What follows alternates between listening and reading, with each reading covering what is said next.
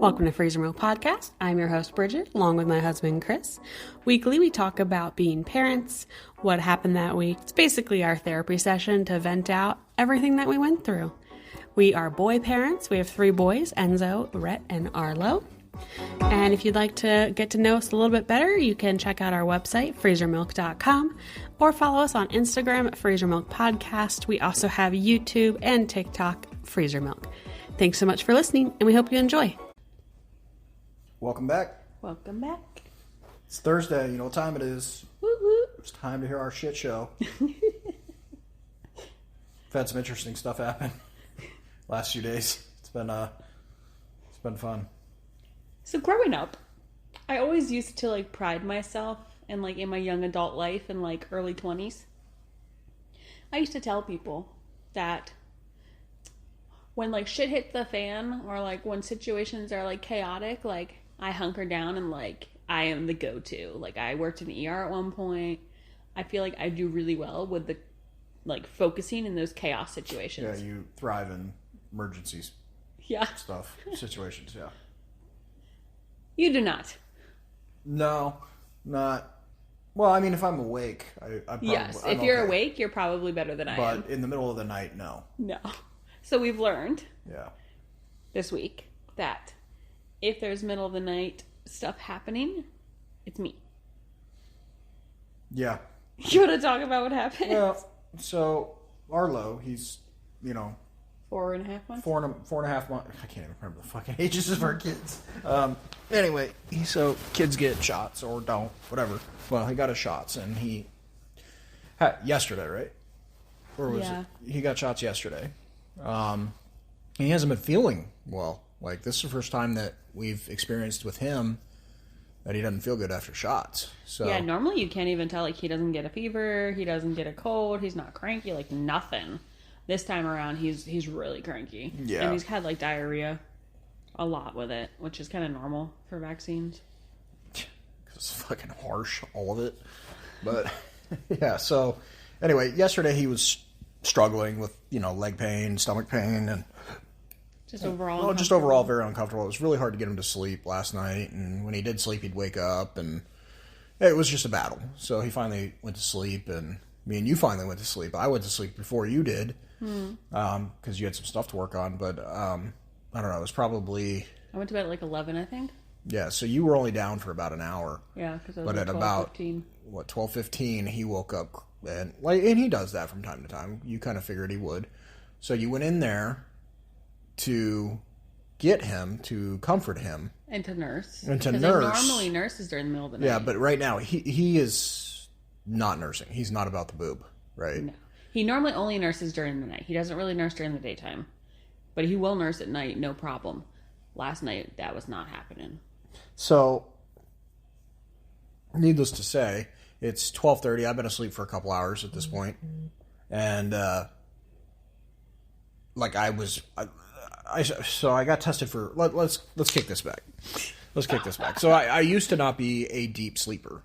I was very alert when I was sleeping. So, and a lot of that had to do with the fact that I have sleep apnea, right? Yep. So I got tested for sleep apnea, and I have extreme sleep apnea. So they put me on a CPAP, and ever since then, my sleep hard as fucking rock. You've lost a shit ton of weight. And I've lost a lot of weight, so I can actually breathe, and I'm sleeping better, right? So I went to bed around 10:30, something like that, and by that time, I'm in my realm, right? And it's almost like I'm in a dreamland. And I wake up to Bridget bringing the baby crying. Not crying. Full screaming tilt. Bloody murder. Full tilt. And she brings him into our room and sits down on our bed. For whatever freaking reason, she thought that was a good idea. So what your half asleep self did not know is that I brought him in and I said, I'm so sorry, but I can't try to hold him, comfort him, and pour his milk. It's thawing in the sink right now. I can't get that ready and pour it into a bottle because he is flailing around everywhere. So he's not being calm enough for me to try to do this one-handed. Can you just finish the milk and put it in the bottle and bring it in here to me? And you think I heard that? You did not. I was still sleeping. I don't know how you were. He was screaming bloody murder. But anyway, I jolted out of bed because I thought like something was really wrong. Something was seriously wrong. And then you finally look at me and you're According to your child, something was seriously wrong. He was starving for comfort. Right? So you're like, yeah, you need to go get the milk. It's in the fridge. I said it's in the sink. Or it's in the sink. So I'm like thawing in the cup of water. I'm so freaking dazed. I'm trying to get this contraption off my face. I'm like trying to get out the room. I don't know what I'm doing. Like I have no fucking clue where I am.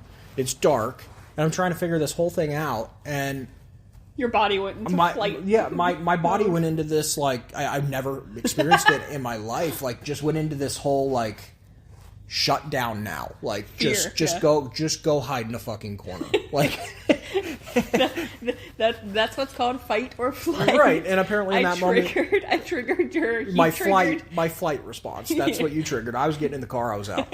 But because just in the morning you're like, I felt fear. Yeah, so like I get to the sink. She has, we warm up the milk in warm water, or like we warm it up in a bag in warm water, and like I know this because I do it every day. It's like muscle this memory. This is mutton, and not in that moment I had no idea. So I get to the sink and the sink's on, and I could not for the life of me figure out what to do. Like I just could not figure out what to do. You told me you couldn't figure out how to turn a light on in the kitchen to see. Oh, so I had to go all the way over to the fucking pantry, which is like down the hallway, to turn on the light in the fucking pantry. So I could see. I couldn't get a light on. I couldn't find the light switch that is right there, which I turn it on every morning. We've been in this house over a year. Right. I turn it on every morning. I know where it is. But in that moment, for whatever reason, because I was I don't know if it was just because I was so startled or what, but I couldn't figure it out. So I turned on the pantry light. I get back over to the sink, and I couldn't figure out what to do next.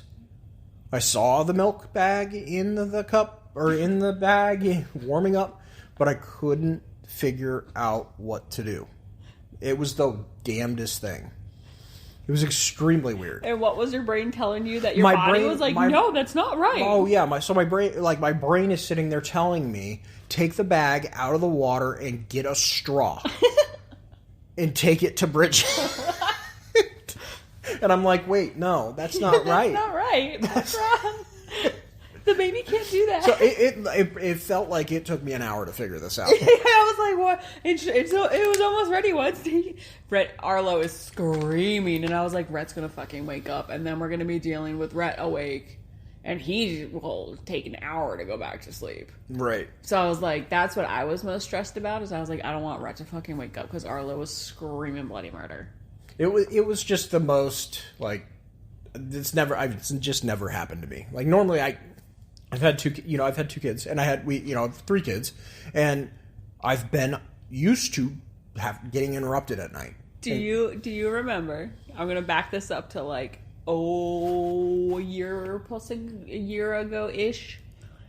Do you remember during my pregnancy with Arlo when I went down the rabbit hole of like, I need you to put tools in our master closet to break through the wall if there's a fire. Yeah, because God. And like, I'm not to say that this shit doesn't really happen, right? But now, having last night experienced how disorienting you are in the middle of the night with like a chaos jolting you awake. Yeah. Imagine if this was a fire, if this was like a massive emergency situation. Like, you want everything where it is. You want go bags, you want like it wouldn't have mattered. Shoes. It wouldn't have mattered. You would have been like, do I put the tennis shoes on my neck? Well, that's just it. Like things that are normal day-to-day tasks that you do every day. I couldn't fucking I had trouble figuring out how to take a fucking piss after we got all done. Got you the bottle and the baby was calm. I couldn't figure out any of it. I was just like, fuck. It's crazy because they talk about like home invasion situations. Like, that's why they tell you like practice.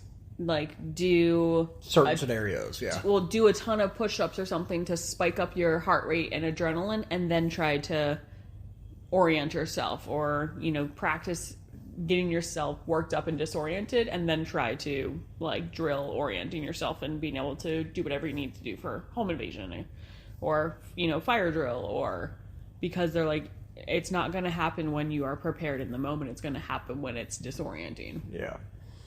Yeah, it was a rude awakening for me. So we had that conversation this morning. Oh my God, I was rolling laughing. You're like, I just kept trying to like put a straw in the milk bag, but I knew that was wrong.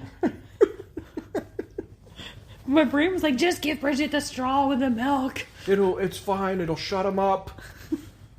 He can suck out of a straw. It's fine. We do it. Yeah. He won't gag or choke. It's totally fine. So, yeah, that was our eventful night. Oh man, it was a good one. What else have we had going this week? A lot of things. Actually, we're thinking about selling the house. Yeah. Think the market's right for the investment? Getting busier with the business. Mm-hmm. So we're dealing with realtors and for the house stuff and, you know, the fun stuff. I don't know what our problem is like we buy a house for like a year and then we we put a bunch of work into it and then sell it and move. Because we buy them as investments. Yeah, I think we get bored.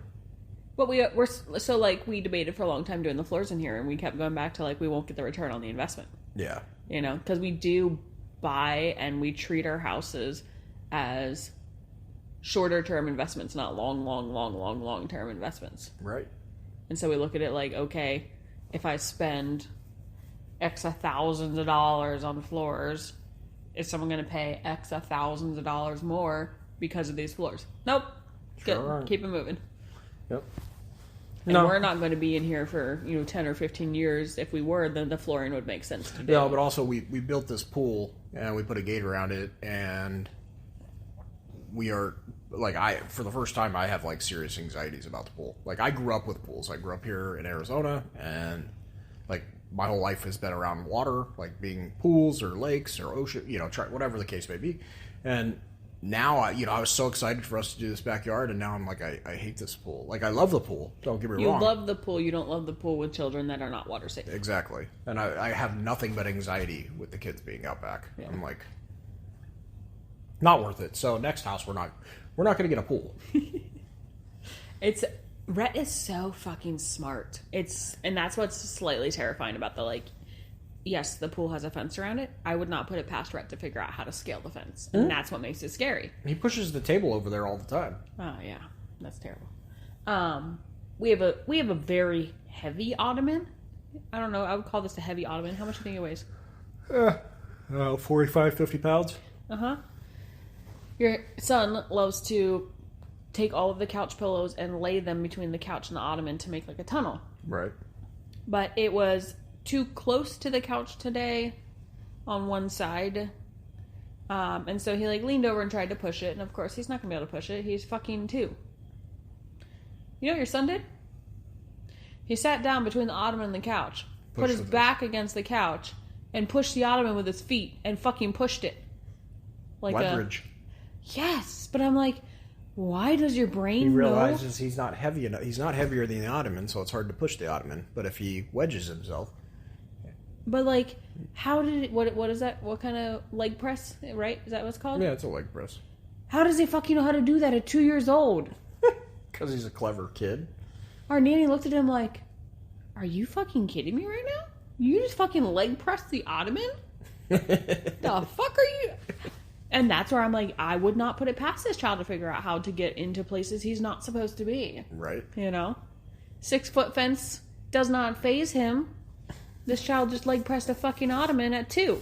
Now, really, we should probably start working with him on swimming, but...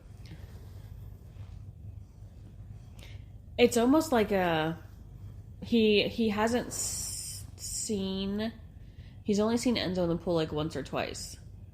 So I don't think he fully associates the pool is super fun and I want to be in there and I go in there with mom and dad, so I should be able to go in there whenever. I don't think his brain registers that yet. Yeah, you're right. He kind of just sits there and looks at it. Yeah. But eventually he's going to get curious. I think if we start taking him in, it's still early in the Arizona summer season for pools for small children because it's a little chilly sometimes still. But I think if we, depending on kind of when the house sells, but if we start taking him in that pool at the age he's at now, he's then going to want to be in there all the time. Yeah, just like he wants his meal all the fucking time. Yeah. That was a mistake. You see why? Do you remember how I used to wonder why I never gave Enzo juice as a kid, as a toddler? Yeah. You're like, why don't you just give him fucking water and watered down milk? I'm like, yep. Oh, I remember the watered down milk. Yeah. Oh my god. He would drink that shit too. Yeah, hell yeah, he would. There would be no milk in there. It'd Just just a be splash of color. Fuck. Now, Rhett won't drink water, clear water. He has to have Mio in his water. Uh-huh. Why is that? Because you gave it to him. No. I gave him Gatorade, a tiny bit of Gatorade. Like, just enough to barely change the color of the water. And then somebody went ham and poured, like, pure concentrate in there. And he loves it. And I was, well, no fucking shit. I was like, oh, God. You give him way too much. He's forever realized, like, ooh. This tastes nice. There's delicious things. Water's boring. I like water. I don't know. Let him experience. Let him live. Oh. Which one was that? That was Rhett. Sorry, Rhett was crying. Randomly. Randomly. On the baby monitor. Yeah. He must be fighting his pillows again. He does that from time to time. They piss him off. So we didn't have anything in his crib until he turned over the age of 1. I think actually it's closer to like 18 months before you gave him anything in his crib. Now, he has a lot of things in his crib. He has a pillow, Stuffies. stuffed animals. He always wants 1 or 2 toys and a book. He wants toys. He wants books. He wants everything in his crib. But he sometimes will get annoyed at the fact that there's so much stuff in his crib. So in the middle of the night, you'll hear him like yelling at his stuff and like throwing it. Because he'll like wake up and it'll be like near his face and he'll decide like, I don't want it. Yep. He's a goofball. But he likes to wake up at 4:55 to 5 every morning, so those are wonderful mornings. Yeah. Remember when he slept in for like 3 weeks? Yeah, he doesn't do that anymore. Not anymore. This dude has his routine, man. He does. Me and it was him thrown off this morning. Yeah, me and him have a routine. We do the same exact thing every day. And he has gotten so used to it, and if he doesn't have it, he's all messed up. It's crazy. It's crazy. What else you got? I think it was it. We're just trying to muddle through it. Yeah. We've got a lot of stuff going on with the house and trying to get moved and all that stuff, so we're going to be busy, but... Yeah. It's going to be a little chaotic. I thrive in chaos and emergency situations, so we'll be fine. I do, as long as it's not in the middle of the night. Who was I talking to? I was talking to my friends the other day. I was like, yeah, we're debating moving, and, like, I'm not 100% sure where we're going to relocate to yet. Like, we have a couple options, like, irons in the fire, see what's going to happen. But I was like, just in case, like, I've already made all these different phone calls and, like, priced out all these different things and, like, looked at, housing in all these different areas, so I know, like, what the possibilities are in each of these areas we're looking. Yeah, you're definitely an excessive planner. My friend was like... Because she was asking me, she was like, if you move to some of these places, like, are you stressed because they're out of state? And that's, a whole other thing. And I was like, actually, no, because I, like, have already got my pricing back. I've already, like, pulled the houses out there and, like, know what's in the price range of what we're looking and what we can get for the price range and what locations we can get. She was like, how long ago did you decide you wanted to list your house? I was like, last night. This shit's already done. She was like, you are so efficient. This is why you won't be super stressed, because this is how you, like, it's really my stress coping mechanism. Yeah. Is to be able to say, okay, like, this potentially could be really, really, really stressful. So I need to know and plan everything now so that once the ball starts rolling, we're good to go. Yeah. And I'm not then, like, trying to figure it out with a deadline. Yeah, you're better than I. Because I'd wait until the very last fucking minute. Everybody get in the truck. Going somewhere. We're going somewhere. I'm not sure where, but we're going. No.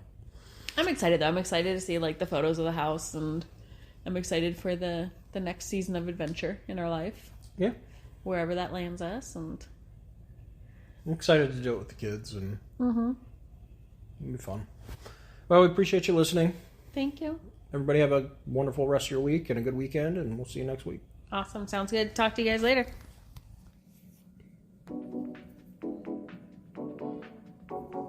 Thanks everybody for listening. You can check us out at freezermilk.com or Instagram.